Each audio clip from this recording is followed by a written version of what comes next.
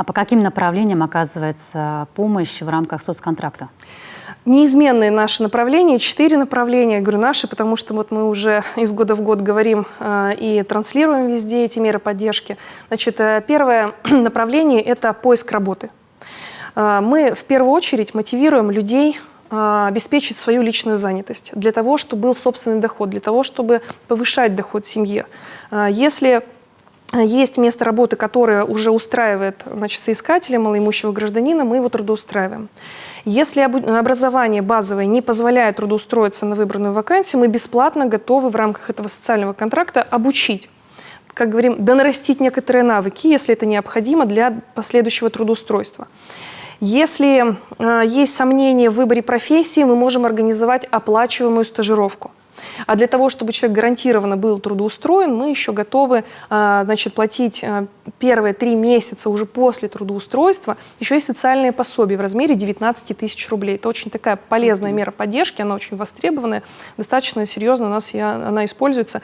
Центры занятости активно помогают в этом вопросе. Значит, второе направление, оно пересекается с третьим нашим направлением. Это у нас, значит, социальные пособия на организацию индивидуальной предпринимательской деятельности. И еще одно направление, это вот, значит, пособие на организацию личного подсобного хозяйства. На индивидуальную предпринимательскую деятельность и на ЛПХ, личное подсобное хозяйство, в прошлом году очень серьезно была увеличена, значит, сумма поддержки до 350 тысяч рублей на индивидуальную предпринимательскую деятельность, и до 200 тысяч рублей на личное подсобное хозяйство. И сейчас в весенний период это наиболее актуальная мера. Как раз-таки люди сельских территорий активно эту меру используют. Если человеку не хватает знаний, навыков, необходимо для подачи документов в соцзащиту представить вот бизнес-план, что человек планирует организовать. Если есть трудности в этом вопросе, нам активно помогает Центр «Мой бизнес». Поэтому всю необходимую поддержку готовы оказать. Кроме того, готовы точно так же бесплатно обучить, в том числе основам предпринимательской деятельности, либо обучить по тем направлениям, которые будет человек организовывать. Если это работа в сфере, например, красоты, мы готовы по этому направлению, там, парикмахера, например, обучить бесплатно в рамках соцконтракта. И последнее, еще есть 4-е направление, это у нас, значит, просто предоставление социального пособия, такая поддержка материальная наиболее нуждающихся граждан в трудной жизненной ситуации. Как правило, это те люди, которые в силу самых разных объективных причин не могут быть занятыми, не могут работать.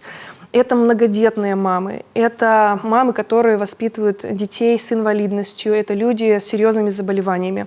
В течение полугода, если необходимо до 9 месяцев, предоставляется вот такая вот материальная помощь, тоже пособие в размере 19 тысяч рублей.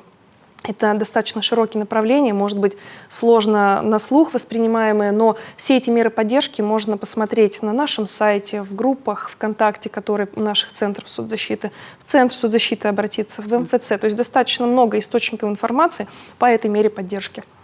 Ну и вариантов много, есть из чего выбрать. Есть из чего выбрать.